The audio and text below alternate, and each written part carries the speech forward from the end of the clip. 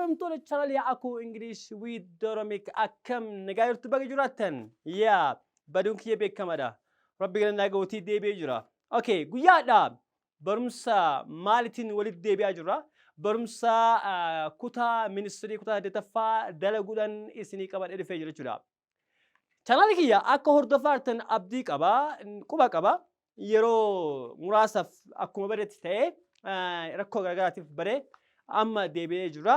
Hagan daa'ee torbaanitti isinii dhiyeessu ni yaala jechuudha.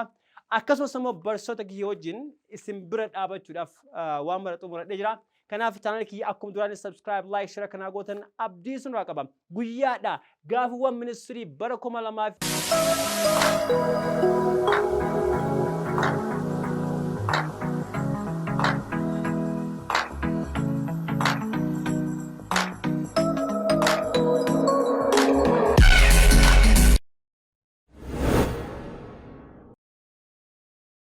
Hello ladies and gentlemen, welcome back to our YouTube channel Aku English with Oromic. Aku from School of American English. My dear sisters and brothers, how you guys? How you doing, man? How is the life, man? What's up, man? You cool, right? I'm fine. You great, man? I'm cool. Yeah, as you know, I disappeared for a decade just for some purpose. Thanks to God, now I return back to my YouTube channel just with today's class. Kabajamtoota channel aku English with Oromic akkam nagaa jirtu baga jiraattan yaa baduun kiyya beekamaadha rabbi galannaa ga'uutii deebi'ee jira. Okay, guyyaadha barumsa maalitiin walitti deebi'aa jirra. Barumsa kutaa ministiri kutaa detaffaa dalaguudhaan isinii qabadhee dhufee jira jechuudha. Channel kiyya akka hordoftan Abdii qaba, quba qaba. Yeroo muraasaaf akkuma badetti ta'ee rakkoo garagaraatiif badee amma deebi'ee jira. Hagan daa'ee torbaanitti isinii dhiyeessu ni yaala jechuudha. Akkasumas immoo barsoota kiyya wajjin isin bira dhaabachuudhaaf waan mara xumuradhee jira. Kanaaf channel kiyya akkuma duraan subscribe, like, share kana gootan Abdii sun qaba. Guyyaadha gaafiiwwan ministirii bara 2014 dalaguuf deema jechuudha. Gaafiiwwan ministirii 2008, 2009, 2010, 11, 12, 13 dalagee jira jechuudha. Hadha gaafiiwwan ministirii 2014 dalaguu deemaa jira. Hanga xumura sagantaa kiyyatti wajjin turan affeerraa kiyya. Now they get starts. All right. Hanga danda'ee gaafiiwwan paartii giraamarii asirratti isinii bareessa. Gaafiiwwan kaan immoo deebii qofa isinii kaa'ee deema jechuudha. Shiitiin isin bira jira waan ta'eef shiitii bara 2014 fuudhatii gaafiiwwan kan ilaala deebii isaa isinii himee bira dabala jechuudha. All right. Gaafiin tokkoffaan maal jedha? Which one of the following sentences is wrong according to the reading passage jechuudha. Yeroo hundayyuu ministirii keetti paasajiin yoo si dhufe dura gara gaafii san deemu qabda jechuudha. Paasajii dubbistee irraa baatee gaafii dalaguu osoo hin ta'in gaafii bira deemtee gaafii san dubbistee paasajii keessaa deebii san barbaadutu irra qallaali yookaan immoo salphaa jechuudha. Kanaaf paasajiin bara 2014 dursa isin kenname maadha? Comparison tokkoffaan it's about transportation Ethiopia jechuudha. Waa'ee transportation Ethiopiaati. Kanaafiyyuu paasajii kana dubbisaati an deebii qofa isin hima jechuudha. So gaafii tokkoffaan maal jedha? Akkaataa paasajii kanatti come to sirrii miti jedha. A. Transportation has been improving in Ethiopia. Yeah, sure. B. People travel with cars and other means of transportation. Is sure. Correct. C. New roads are being constructed in different parts of the country. Yes, is correct. So akka paasajii kanatti kan sirrii hin taane kaminni?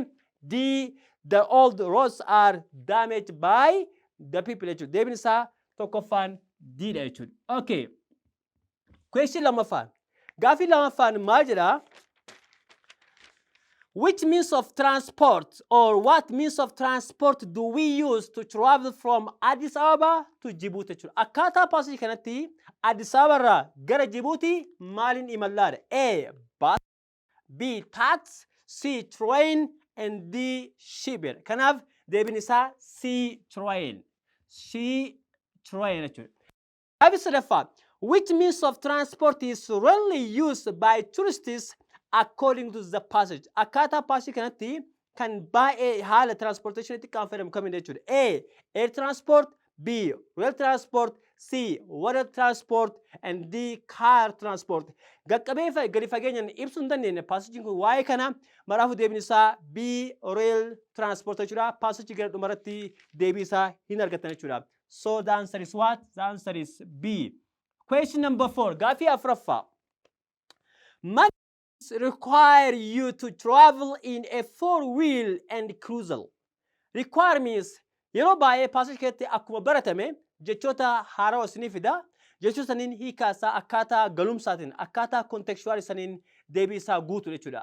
Hiikaa alaa osoo hin ta'in akkaataa galumsaa saniin guutan jechuudha. Kanaaf afuraffaa require jechuun maal jechuudha? Gaafate A. Acquire, B. Have enough, C. Need, D. Opposite jechuudha. Kanaaf deebiin isaa kamiini? C.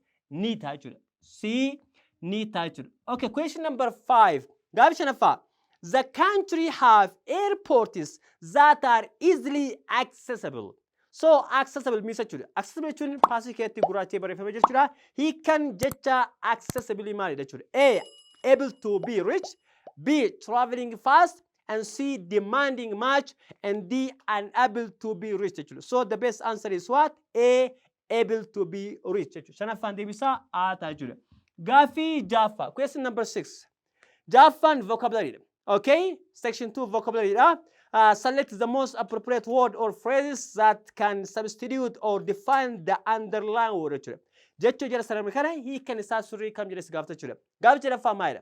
Ethiopia has many endemic wild animals such as walia, ibex, and red fox. Kanaf kan jala sami kamini endemic. Endemic ni kan sama chura. A. Native, B. A lion, C. Extinct, D. Amazing jechuudha. Kanaaf deebiin isaa kamiin jaaffaa endemic jechuun beekamaa jechuudha. Kan naannoo tokko qofatti argamu jechuudha. A. Native ta'a jechuudha. Jaaffaan A ta'a jechuudha. Okay, question number 7. Toraffaan Ethiopians celebrate their national holidays wearing traditional clothes jechuudha. So kan jala sami maadha traditional clothes. Traditional jechuun maal jechuudha? Is cultural jechuudha. Kanaaf deebiin isaa kamiin A. Modern, B. Cultural, C. Heritage, and D. Colorful. Deebiin isaa B. Cultural jechuudha. Okay, question number 8. Gaafii saddeettaffaa. In January and February, most of the farmers in our village are busy in harvesting their crops jechuudha. Ji'a January fi ji'a February qotee bulaan keenya baay'ee busy ta'a. Maal gochuudhaan harvest their crops midhaan isaanii walitti qabuudhaan jechuudha. Ka kana fakkaatu harvest jechuun kan isaa kamiin A. Sowing, winnowing, C. Gathering, and D. Throwing jechuudha. Kanaaf deebiin isaa kamiin C. Gathering ta'a jechuudha. Sadeetaffaan C. Gathering jechuudha. Okay. Gaafii saglaffaa. Many students who are living in drought-stricken areas drop out from their class.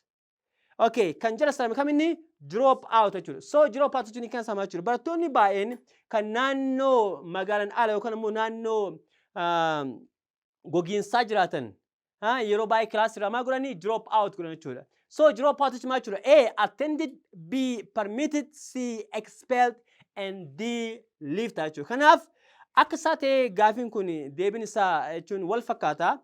C illee ta'uu danda'a, D illee ta'uu danda'a jechuudha. Expel jechuun mana barumsaa keessaa ba'uudha. Leave illee mana barumsaa gadhiisanii deemu jechuudha. Kanaaf deebiin sirriidha. Gaafii kanaa akka isiritti dhiyaatu kamiin D. Leave ta'a jechuudha. So keessaa ba'an jechuun D. Leave ta'a jechuudha. Okay, gaafii kurnaffaan for question 10 to 12 complete the sentence with a suitable word jechuudha. Gaafii kudhanii haa kolama hima itti galu yookaan immoo jecha itti galu kan waliin deemuu danda'u filadhu sin jedha. Okay, some of the youngest nowadays are suffering from drug dash. Yeroo ammaa dargaggoonni baay'een from drug dash ta'a jechuudha. Kanaaf from drug maal jennaan A. Additives, B. Addiction, C. Adaptation, and D. Satisfaction jedha jechuudha. Kanaaf deemni isaa from drug addiction jennaan jechuudha. From drug addiction jechuudha. Kanaafuu kurnaffaa maal ta'a? Bata jechuudha. Okay. Kudha tokkoffaan maal jedha? People are suffering from different types of lung disease. The main cause of the disease is air pollution. Air ka wajjin deemu kamiin A. Pollination, B. Pollution, C. Confusion, D transportation jechuudha. Kanaafuu deemni isaa maalidha? This is air pollution jechuudha. Faalama qilleensaa jechuudha. Kanaafuu deemni isaa B ta'a jechuudha. Okay. Gaaffii 12ffaa. Gaaffiin 12ffaan maalidha? I am really disappointed because the match between Cote d'Ivoire and Ethiopia ended in a dash. Okay, I am really disappointed by Abdii muree jira, by aaree jira. Sababni isaa the match between taphni Cote d'Ivoire fi Ethiopia ended dash ta'e jechuudha. Kanaafuu walqixa xumurame jechuudha. Tokkoof tokko jechuudha yookaan immoo lamaaf lama jechuudha yookaan immoo sadiif sadii jechuudha. Ukkulii bahan jechuu barbaanne A drew, B drawing, C draws and D draw ta'a jechuudha. Kanaaf akka hima kanatti jechuudha ukkulii bahan jechuu barbaada jechuudha. Kanaafuu ukkula jechuun maal jechuudha yookaan immoo walqixa bahan jechuun maal jechuudha draw jechuudha. Draw D draw jechuudha. Deebiin isaa maal ta'a? Draw ta'a jechuudha. Ukkulii jechuudha walqixa jechuudha. Tokkoof tokko bahan jechuudha barbaade Ingiliffaan they ended draw. The game is ended draw jechuun qixa bahanii jechuudha. Okay, gaaffiin 13 qabee hanga gaaffii muraasa isaa ammallee gaaffii reading passage 2 jechuudha. Comparison 2 jechuudha yookaan immoo passage lamaffaa jira jechuudha. Passage lamaffaa waa'ee maalii isaa waa'ee atileetota Itoophiyaa isaa jechuudha. So Ethiopians has some of the fitness athletes in the world dha. Kanaaf waa'ee atileet irratti hundaa'ee gaaffiiwwan bahanii jira jechuudha. Kanaaf haala passage kanaatiin gara gaaffii deema jechuudha. Akkuma dursitti mee yeroo hunda passage dalaguu barbaadan dursa gaaffii bira dhaqaatii gaaffii san dubbisaatii eegasii passage keessaa immoo deebii baafadhaa jechuudha. Yeroo keessan akka isiniif qusatuuf jechuudha. Alright. Gaaffii 13ffaan maal jedha? Question number 13 say that in which distance Ethiopians dominated the athletic events? Yeroo baay'ee Itoophiyaanonni kan dominate ta'anii yookaan immoo kan ittiin beekaman fiigicha kiiloomeetira meeqata jechuudha. A middle distance and long distance akkaataa passage deebisne jechuudha. B only middle distance, C short distance and D stable chase jechuudha. Kanaaf deebin isaa akkaataa dubbisaati maalidha? Passage tokkoffaratti kan argamu A middle distance and long distance jechuudha. Kanaaf deebin isaa 13ffaa maalidha? A ta'a jechuudha. Eshi 14ffaa. Gaaffii 14ffaan maalidha? Who holds 5,000 and 10,000 meter world records according to the passage? Akkaataa passage kanaatiin namni rikardii 5,000 fi 10,000 addunyaa irratti qabu eenyu jedhee si gaafate? A. Abbabaa Biqilaa, B. Daraartuu Tulluu, C. Qananiisaa Baqqalee and D. Miruutis Yiftaa jechuudha. Akkaataa passage kanattu namni rikardii 5,000 fi 10,000 qabu eenyudha? Qananiisaa Baqqalee jechuudha. Kanaaf deebin isaa maalidha? C jechuudha. C. Eshi gaaffii 15ffaa. Gaaffii 15ffaan who run marathon barefooted jedha. Maraatoonii luka qullaa kan fiige eenyu sun jedha? Eenyudha? Abbabaa Biqilaa. So A. Daraartuu Tulluu, B. Haile Gabrasillaasee, D. Abbabaa Biqilaa and D. Qananiisaa Baqqalee jechuudha. Kanaaf deemni isaa kamidha? Who run marathon barefoot jechuun Abbabaa Biqilaa jechuudha. Kanaaf deemni isaa maalidha? C ta'a jechuudha. Eshi gaaffii 16ffaan maal jedha? Which one of the following sentences is wrong according to the passage? Akkaataa passage kanaatiin kamtu sirrii miti sin jedha? A. Morocco and Kenya are good friends to Ethiopians in the field of athletics. B. Haile Gabrasillaasee has broken more than 22 world records. And C. Daraartuu won the Olympic gold medal in 10,000 meters in Barcelona. And D. Miruutis Yiftaa won 10,000 meter race Moscow in 1980 sin jedha. Kanaaf iyyuu akkaataa passage kanatti kan sirrii hin taane kaminni? A. Morocco and Kenya are good friends. Good friends osoo hin ta'in Kenya fi Itoophiyaan friends osoo hin ta'in walii xilaata jechuudha. Athletics irratti yookaan immoo wal dorgomanii jechuudha. Kanaaf deebiin isaa kaminni? A ta'a jechuudha. Okay, passage kanatti yeroo baay'ee isaa wal dorgomanii jedhee dubbatee jira. Passage isaa ilaalaa jechuudha. Deebiin isaa A. 17ffaa. Ethiopia has some of the finest athletics. Finest means jechuudha. Okay? He can Ethiopia has some of the finest athletes. Yeah? Finest jechuun hiika sama jechuudha. A. Smallest, B. Fastest, D. Of high quality, and D. Biggest jechuudha. Kanaaf Ethiopia has some of the finest athletes jechuun very fastest jechuudha. Okay? Akkaataa paragraph kanaatiin Ethiopia has some of the finest athletes in the world, more notable middle distance and long distance runners who are famous. Kanaafuu naan very fastest jechuudha. Very fastest. 17ffaa deebiin isaa B ta'a jechuudha. Okay, 18ffaa. Long distance and middle distance runners who are famous. Okay, asirratti jecha finance gurraachee jira hiika isaa barbaadan jechuudha kan isa fakkaatu jechuudha. Kudha saddeettaffaan famous jechuun maal jechuudha? Famous means A well known, B unknown, C city and D wise dha. Famous jechuun maal jechuudha? Beekamaa well known jechuudha. Kanaaf kudha saddeettaffaan deebisaa maalidha? A jechuudha. Okay, gaafii kudha sagalaffaa. Kudha sagalaffaan maalidha? Daraartuu Tulluu and Abbabaa Biqilaa are among notable Ethiopians distance runners. Notable means jechuudha. Daraartuu fi Abbabaa Biqilaan among notable Ethiopian distance runners. Namoota fiigicha dheeraa fiigan keessaa beekamoo jechuudha. Kanaaf jennaan notable means jechuudha. A remarkable, B stupid, C worthless and D deep jechuudha. Kanaaf deebiin isaa notable jechuudha. Remarkable jechuudha. Remarkable. A remarkable. Kudha sagalaffaan deebiin isaa maalidha? Remarkable. Okay, gaafii 20ffaa. Kanatti aansee gaafii 20 it is grammar and usage yookaan immoo grammar part jechuudha. Gaafii grammar jechuudha. Gaafiin grammarii gaafii baay'ee barbaachisaa jechuudha. Gaafiin grammarii gaafii deddeebiis yookaan immoo bara hedduurraa kan irra deddeebi'ame jechuudha. Yoo ka bara tokko ilaalte gaafii bara kanaa dalaguun baay'ee siif salphaa jechuudha. Kanaaf akkasumas immoo yoo viidiyoo kiyya conditional type 1 2 3 0 conditional yoo ilaalte gaafii kana deebisuun si dhiba jechuudha. Gaafiin 20ffaan maal jedha? Gaafii question number 20. Question number 20 maalidha? If it rains, I dash to the village. If it rains, conditional type. Okay, if it rains, I dash to the village. Conditional type coming. Filannoo keessa maalidha? A where to go. Past CR jechuudha. B wouldn't to go. C wouldn't have to go. And D will not go jechuudha. Filannoo bareessuudhaaf sa'aatii baay'ee waan jala fixuu fi afaan maal dubbisa jechuudha. Kanaaf deebii qofa deebisa jechuudha. Kanaaf if it rains kan kun conditional type 1 guys. Conditional type meeqa jira? Conditional type 1 jira, type 2 jira, type 3 jira, akkasumas immoo zero conditional jechuudha. General fact kan jira jechuudha. Conditional type keessa conditional type 1 ta'uu, 2 ta'uu, 3 ta'uu maaliin beektanii? Verbii keessa irratti beektan jechuudha. Kun amma if it rains kan kun conditional type 1 verb 1 jechuudha. Conditional type 1 if close irratti simple present tense dha. Main close irratti immoo maalidha? Simple future jechuudha. Kanaaf jennaan conditional type ta'uu isaa garanatti hin beektan jechuudha. If it rains yoo kan roobuu taate is probability jechuudha. Ta'uudhaaf carraa baay'ee qaba jechuudha.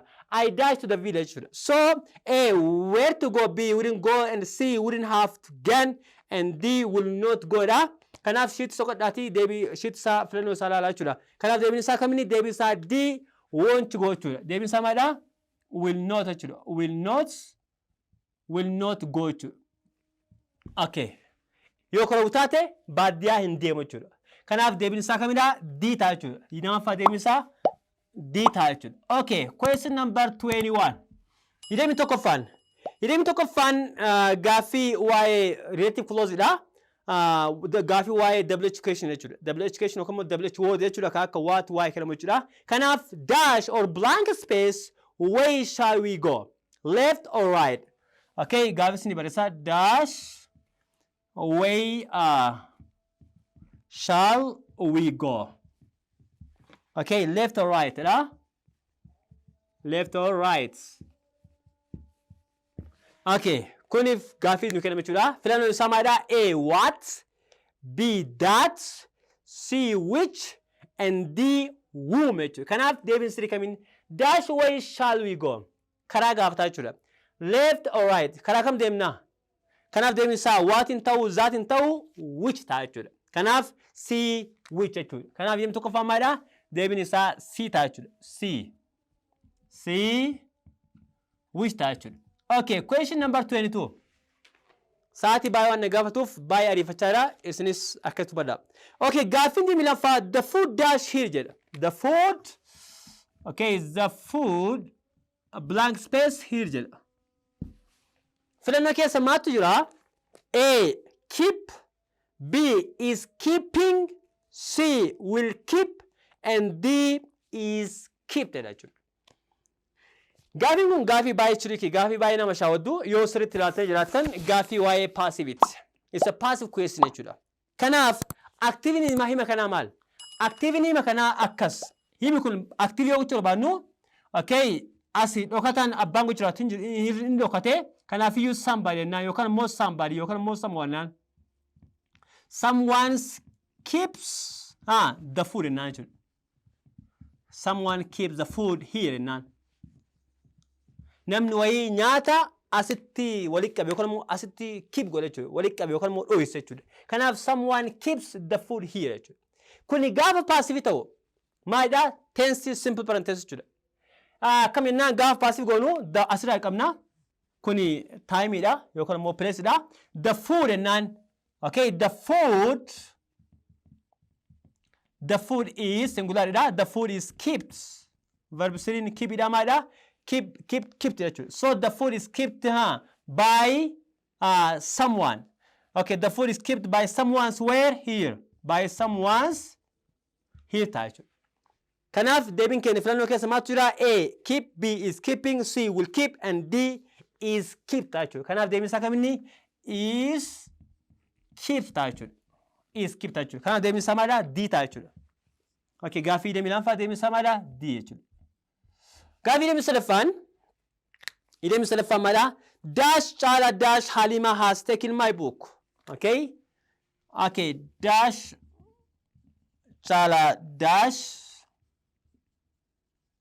Halima has taken. Okay, has taken my book there. Okay. Okay, chala yoka Halima keessa namni tokko kitaaba kiyya fuudhee jira jechuudha. Hiikan isaa jechuudha. Okay, kanaaf kun aba waa'ee conjunction ida. Waa'ee conjunction ida. Like both enda. A both enda, B neither or, C either or, and D either or jechuudha. Okay, dash chala dash Halima has taken my book. Isaan lamaan keessa nam tokko kan raawwate jechuudha. Kanaaf filannoo keessa ilaaltanii deebiin isaa kaminni D either. Ennaa jechuudha. Either chala yookaan chalan or either or loliin deema jechuudha baay'ee. Either chala or Halima has taken my book. Yookaan chala yookaan Halima tu kitaaba kiyya fuudhee jechuudha. Kanaaf deebiin isaa kaminni D ta'a jechuudha. Deebiin isaa maal ta'a? D ta'a jechuudha. Idem lamaffaa idem sadaffaa deebiin isaa maal D ta'a jechuudha. Okay, idem afuraffaa deebiin isaa maalidha? Ali was a clever student. Aliin barataa cimaadha. Dash he didn't score a good mark. Garuu qabxii gaarii hin galmeessine jechuudha. A and B but, C when, and D that jechuudha. Kanaaf deebii salphaadha. Gaaffii salphaadha. Deebii Ali kanaafuma deebii isaa maalidha?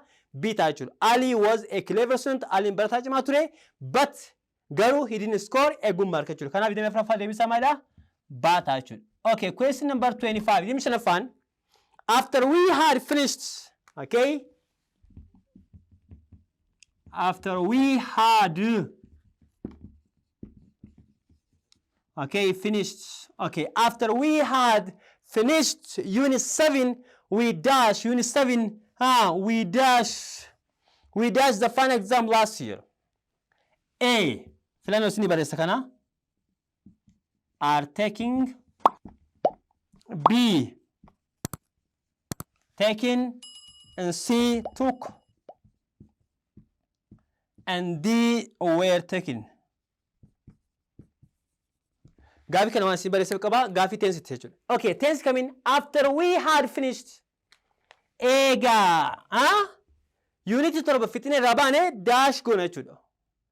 Final yookaan immoo final exam waggaa ture furan yookaan immoo we dash the final exam last year waggaa ture final exam furan jechuudha. Tapha torba fitine rabane final furan jechuudha. Kuni tense past perfect. Akkamiin beekna? After ennaa yeroo hunda yoo isin beeku qabdan. Time especially past perfect keessa tokko after, by the time, before, okay, by. Yoo jedhee past perfect jechuudha. Yeroo hunda yoo isin beeku qabdan. After jedhee irraa bahee ittaanee kan dhufu maadha? Past perfect jechuudha. Had plus verbs jechuudha. Had finished jechuudha. Kanaaf garanatti maal fechuu qabda? Past perfect jechuun hiikana samaa jechuudha. Dursa past perfect definition nama baratan jirtan. Video lala.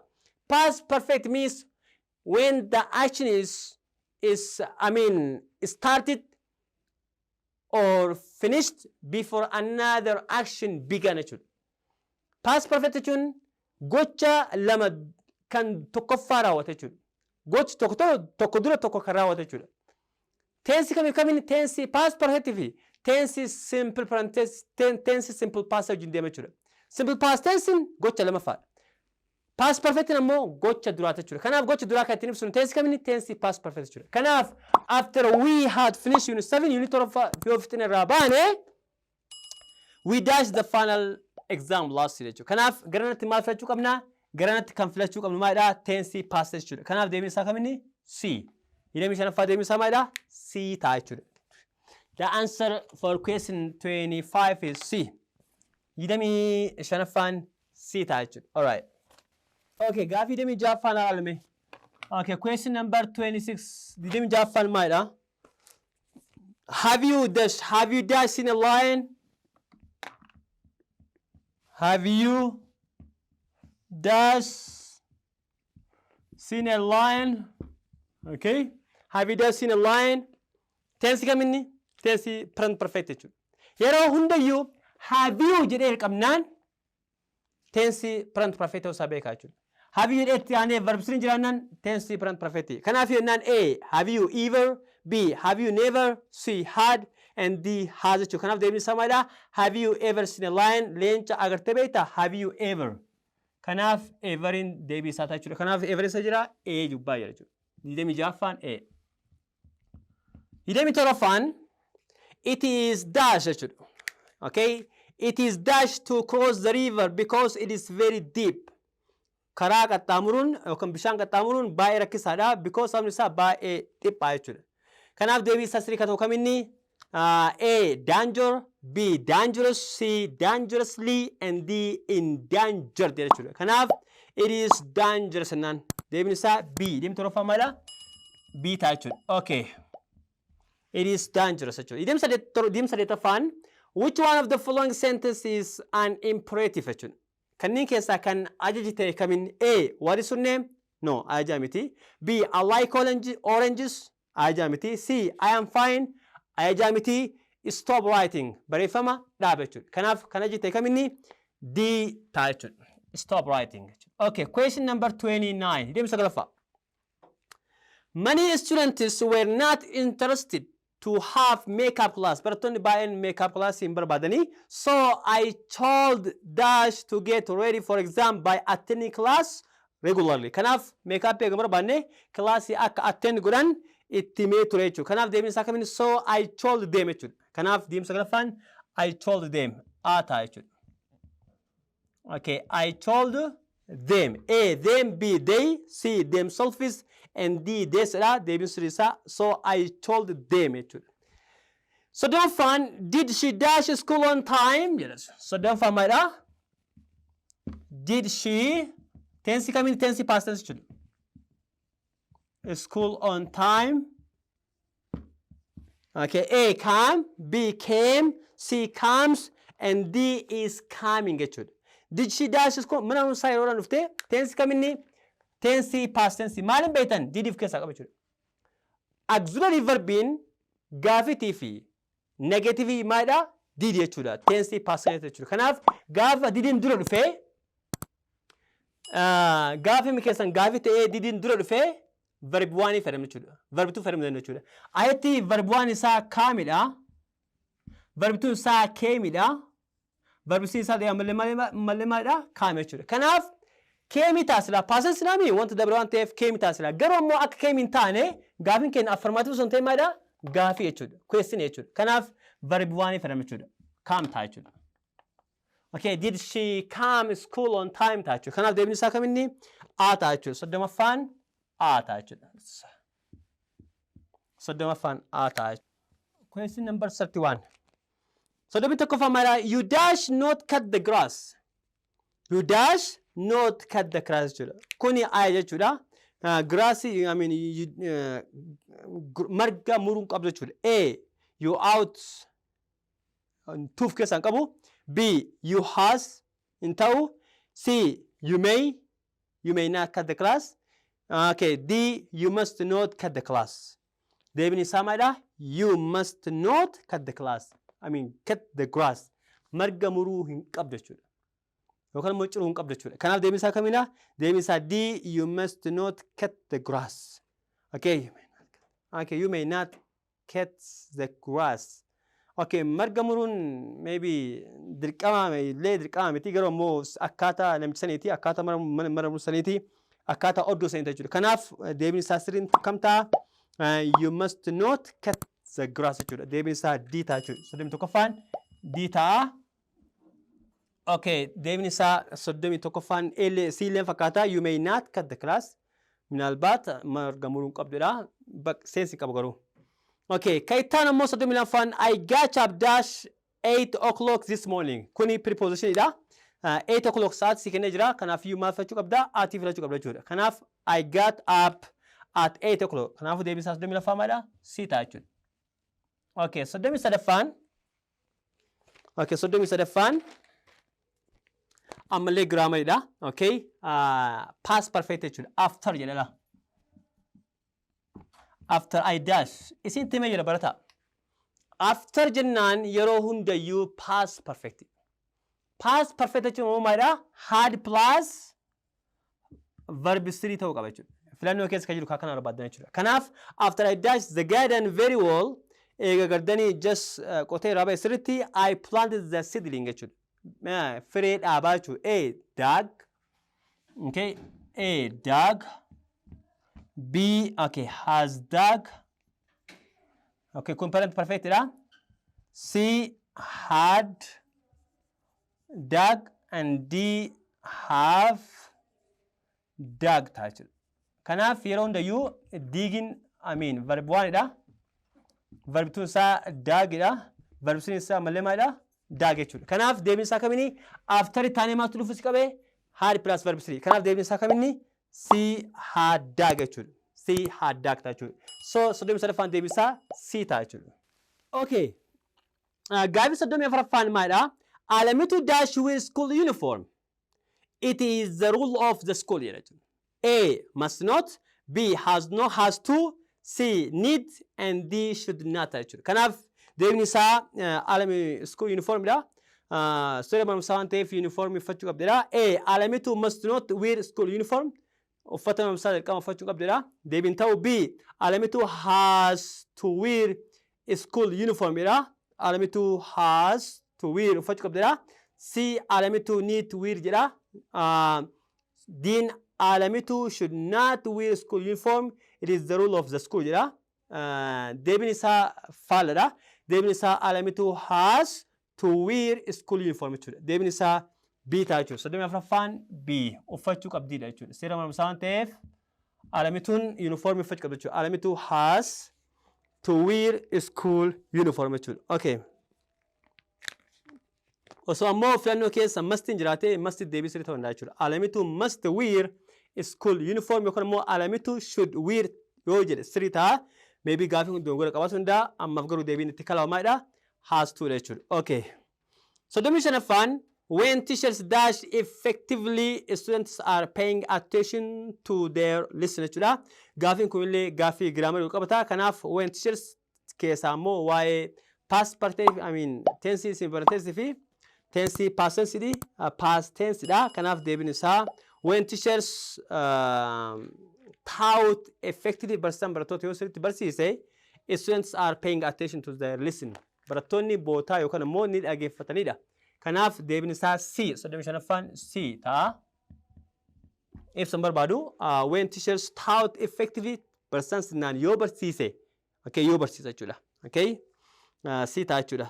Taught. Okay soddomii ja'affaan there was dash interesting program on TV last night. Yeroo dabre keessatti sagantaa bareedu turedha. Gaaffii waa'ee article jechuudha. Article lama jira. Definite article fi indefinite article yoo rabbi jedhe fuuldura sinii dalaga jechuudha. Kanaaf jennaan jechi interesting jedhu. Jechi interesting jedhu kun maalidha?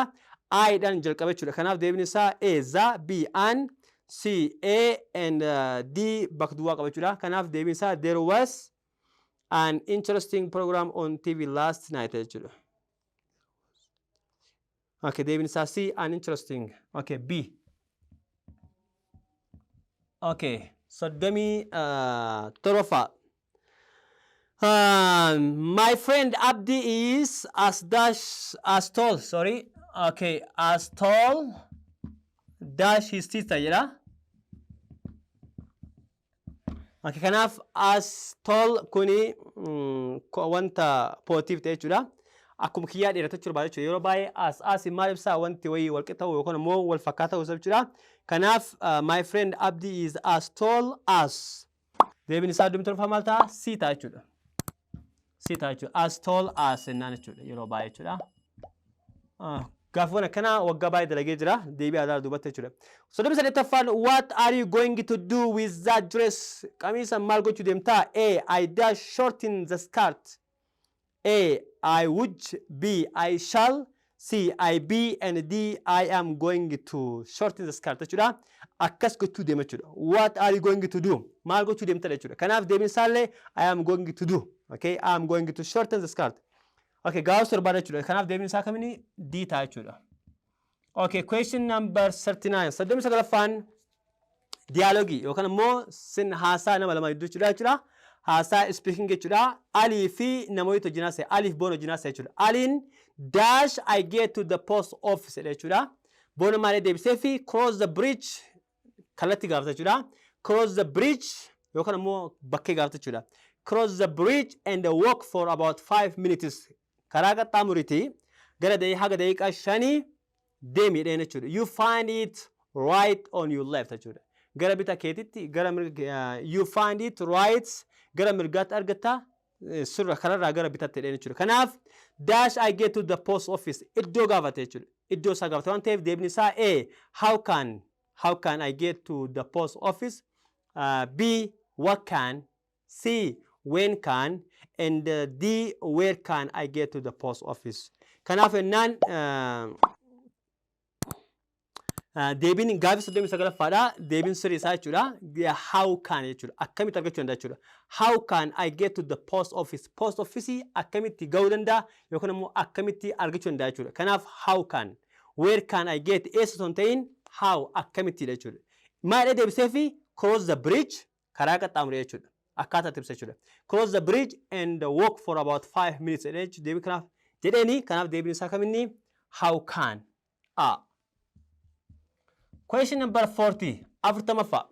Okay, gaafii dama qofa nu hafe hin xumure jechuudha. Afurtamaffaan ammallee haasaa nama A fi B jidduudha. What is your favorite dish? Okay, nyaata idaatu nyaata akkamitti jechuudha. B. I dash porridge very much. Ani marqa baay'ee jaalladha jechuudha. Kanaaf A. I like. B. I like. C. I am liking. And D. I liked. Deebiin isaa A. I like. Afurtamaffaa deebiin isaa maalidha? I like it. Okay, after the kofan, question number 41. After the kofan, Halima fi chalto jinase, Halima ma ten chalto dan goodbye and I dash attention. Being chalto ma teni, thank you, the same to you. Sifilato, galatomi sifilato attention. Kanaf, goodbye and I dash. A. I excuse you. Nto. B. I wish you all the best. Maybe tonda. C. Goodbye nagati. I feel sorry. Natti dhagama gaddina dhagama D. Feel happy gammachuun dhagama jechuudha. Kanaaf deebii saasiriin kamidha? Goodbye and I wish you all the best. Nagaatti naaturillee waan gaarii si hawwannaan. Thank you galatoomii the same to you. Siifillee waan gaarii hawwaate jechuudha. Kanaaf deebiin isaa B. Afurtamii tokkoffaa maalidha? B ta'a jechuudha. Okay, gaafii 42ffaa. 42ffaan ammallee haasaa Aliif Ahmed jinaasee Aliin Ahmed maadheeni I suffer from several headache jechuudha. Sammuu yookaan immoo dhukkubii mataatiin baay'ee miidhamee jira. 9. Ahmed maadheeni advice kenneen gorsa kenneen you dash drunk alcoholic drink jechuudha. Alkoolii dhuguun qabdu jechuudha barbaadatu jechuudha. You dash drunk alcoholic drink jedheen A. You should have alkoolii dhuguu qabdu jechuudha. B. You shall. C. You had better not. And D. You had better drunk alcohol drink jechuudha. Kanaaf deebiin isaa kaminni? Deebiin isaa C ta'a jechuudha. Afurtamaffaan C dha. Maalidha? You had better not drunk alcoholic drink jechuudha. Osoo alkoolii dhuguu dhaabattee bareeda jechuudha. Okay. Afurtamii sadaffaan Alamituu fi Asteer hojinaasee Alamituun Asteer maatteeni dash the final exam jetteen. Alamituu maattee deebistee it was very difficult jechuudha. Kanaaf deebii kanarratti hundoofneti kan deebii kana hundaa jechuudha. Deebii Asteeratti hundoofneti jechuudha. Asteer it was very difficult jechuudha. Baay'ee ulfaataa ta'e jechuudha. Kanaaf akkaataa gaafata jechuudha. A. How was the final exam? B. When was? And C. What was? and D, which was the teacher. Kanaaf deebiin isaa sirriin kabinni A, how was the final exam? Qormaanni akkam ture jechuudha. Kanaaf deebiin isaa 43ffaan maalidha? 43ffaa A. Gaaffii 43ffaan A ta'a jechuudha. Okay, gaaffii 44ffaan ammallee haasa'uma A fi B dha. Do you think the current situation will be improved? Hali situation ammaa ni fooyyatee adda? B maalee deebisee fi dash it is improving jedheen. A, in my opinion. B, really. C, sorry. And D, thank you. Kanaaf, do you think the current situation will be improved? Akkasitti yaadda. Do you think?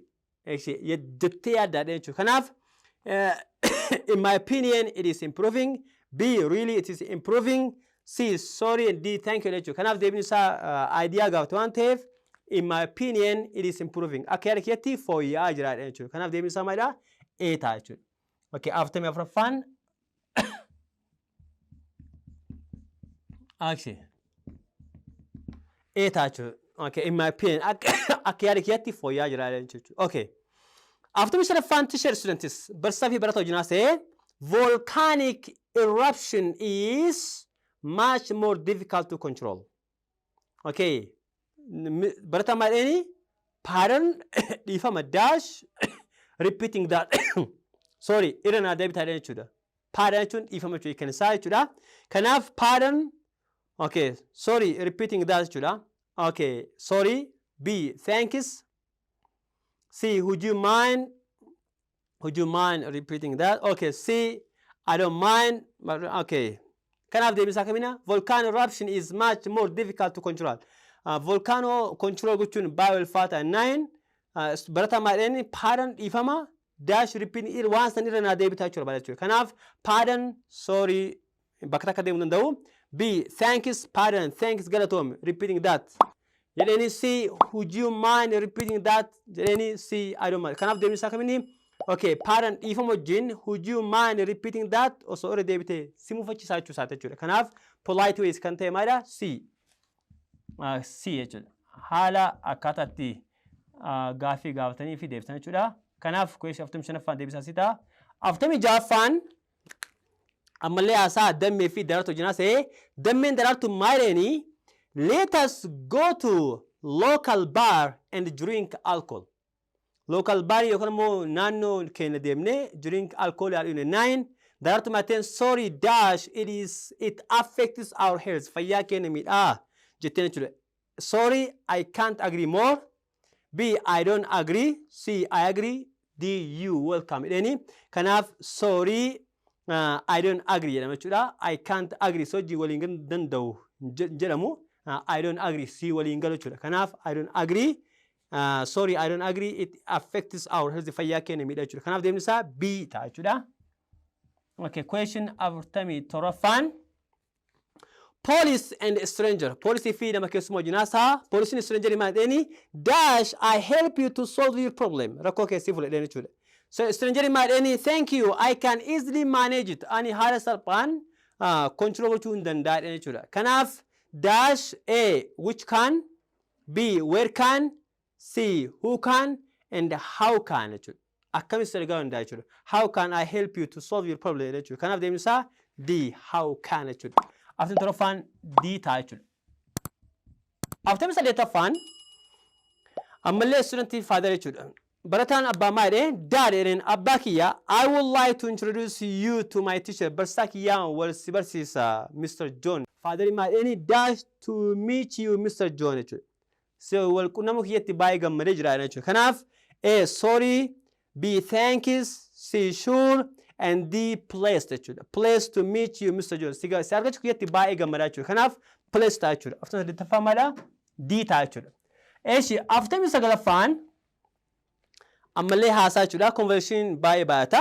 Ahmadiif boontu wajjin haasa'e. Ahmad boontu maadheen do you like all subjects jennaan barumsa hundaan jaalatta jennaan boontu maateeni I don't dislike any subject. Barumsa tokkollee hin jibbu but that subject is English. Okay, barumsa an jibbu keessa Ingiliffaa jechuudha. Okay, I don't dislike any subject but my only subject is English. B, my whole subject is English. C, My best subject is English, and D, my favorite subject is English. I don't dislike any subject. Barumsa tokkollee hin jibbu, but my martuu maayii qaba jechuudha. Barumsi kee do you like all subject? Okay, keessaa. Barumsa hundaan jaalatannaan tokkollee hin jibbu keessaa jettee jechuudha. Keessaa kanaan jaaladhu maalidha? My favorite subject is what? English jechuudha. Kanaaf tibsa kanaffaan deebisaa maalidha? D ta'a jechuudha. Okay, shantamaffaa. Gaafii shantamaffaa maalidha? Okay, gaafii conversation yookaan immoo haasaa speaking keedhumaata jechuudha. Ahmediif Musa jinaase. Ahmed Musa maa jedheeni? May I come at 8 o'clock to take the book? Kitaaba fudhachuuf sa'a 8 haa dhufu naa maa jedheeni Musan? You dash take it now if you want it. Your bad. Amma fudhachuu dandeetta jechuudha. A, you would.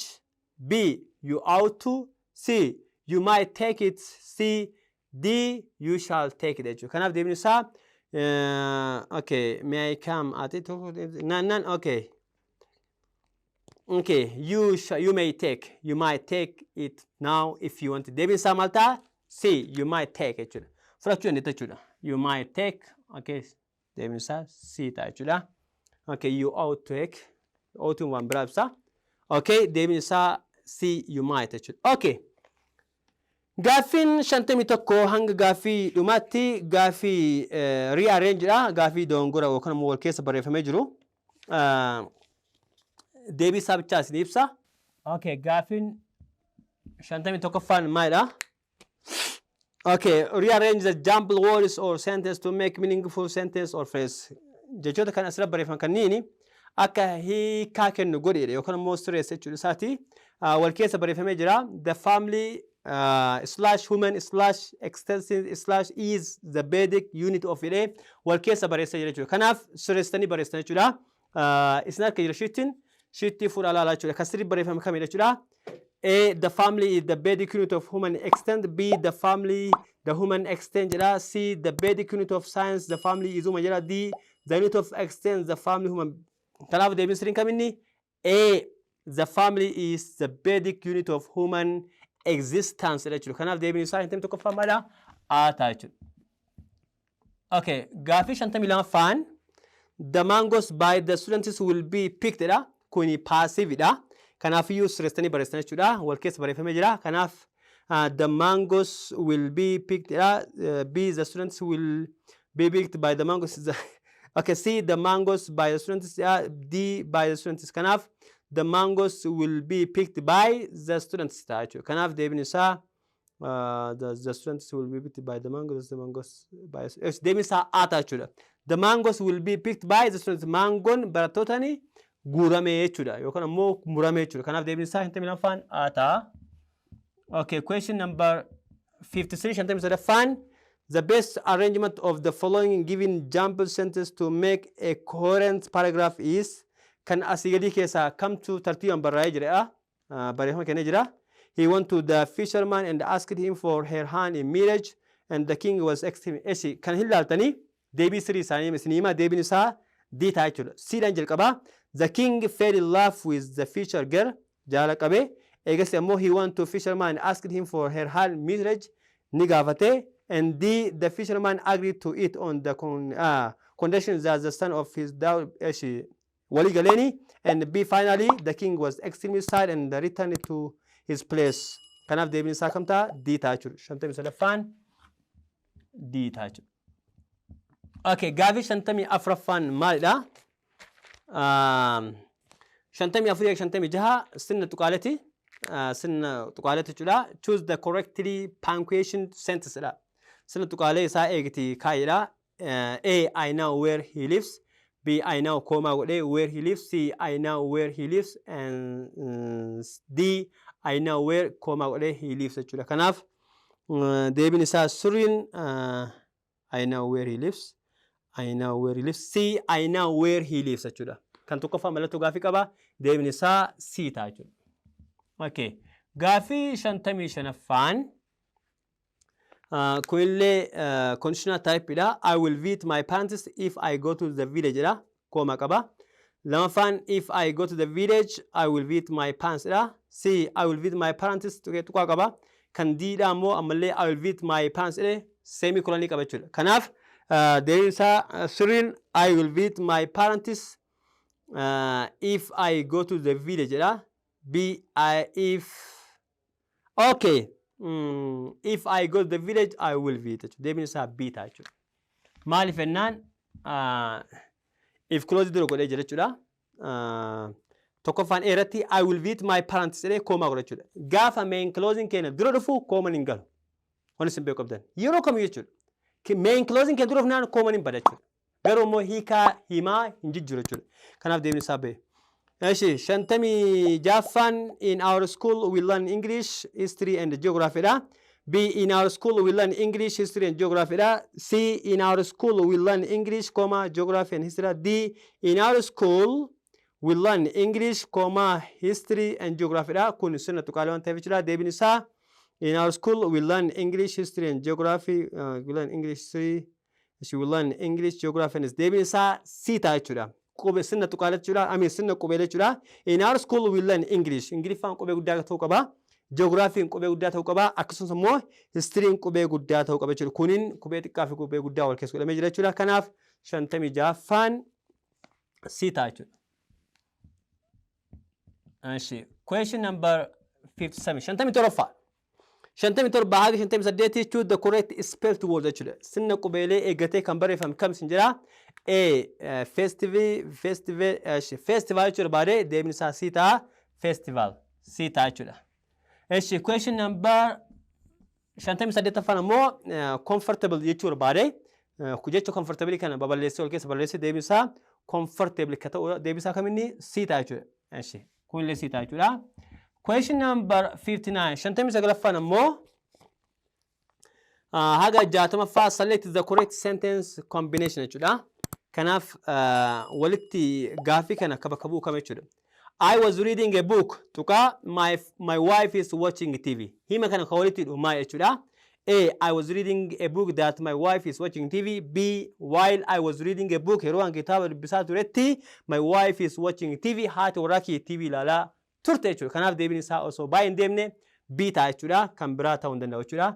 B ta'a jechuudha. Question number 6. Gaafii 60ffaa ministirii bara 2014. Hailu is teaching English. Hailuun Ingiliffa barsiisa. And Lammi is teaching English. Lammi illeen Ingiliffa barsiisa. Kanaaf hima kana walitti yoo connect goonu. Walitti hoyinu maal ta'a? When Hailu is teaching, While Hailu is teaching English, Lammi is teaching English. Hailu is teaching English, but Lammi is teaching English. D. Both Hailu and Lammi are teaching English. Lammi fi Hailuun isaa laminumaa godhanii both Lammi both Hailu and Lammi. Conjectionii correlative conjectionii keessaa tokko ka ta'e both and wajjin deema jechuudha. Namni tokko waan wal fakkaataa yoo godhe maal goona? Endaa fi boozii fayyadama jechuudha. Kanaaf deebiin isaa D ta'a jechuudha. Kanaaf daawwattoota chaanalii Akkoo Ingilish Oromic. Gaafiiwwan hagammaa dalai gaafii 60 deebii 60 deebisee jira. Gaafiiwwan kanneen keessaa ilma namaati ariifadhee dongoruun hin mala yoo dongore nas sirreessitan jechuudha. Kanaaf barumsi ministirii 2000 yookaan immoo gaafiiwwan ministirii 2014 deebiin isaa kanneen fakkaata. Gaafii kanneen irratti yookaan immoo deebii kanneen irratti yoo gaafii qabaatan comment irratti na gaafatan yookaan immoo bilbilaan na gaafatan jechuudha. Yeroo taanu waa'ee gerundii fi infinitive waliin deebachuu gaafii yeroo baay'ee na gaafatan jechuudha. Namoonni baay'een keessan issee na gaafatan yookaan immoo issee nu dalagattan issa jechuun paasajii guddaadha. Blackboard kanarratti dalaguun yookaan immoo barreessuun baay'ee na rakkisa. Akkaataa ta'utti yoo danda'e wayii akkaataa itti paasajii itti dalagan akka danda'utti yoo danda'e isinii ibsa. Meeshaa guutuu qabaadhee paaragraafii isin agarsiisuu kompiitara qabaadhee isin agarsiisuu hin danda'u humna kiyyaa ol waan ta'eef jechuudha. Waan danda'u hunda ni godha jechuudha. Kanaaf torbaan dhufu wanni promises isin yoo jiraate gerundii fi infinitive maal akka ta'e namoonni baay'ee waan gaafataniif isin barsiisuu deema jechuudha. Hadhaaf barumsa gaafiiwwan ministiriitti walitti deebinee jirra. Nagaan naa tura isin barbaada. Chaanaalii kiyya akkuma duraanii like, subscribe, share akka naa gootan abdii isin irraa qaba. Akkam banna immoo mooraalee kanaa kennitan illee abdii isin irraa qaba. Fayyaa keessa naa jiraadha. Yoomii taanan isin jaaladha. Bye.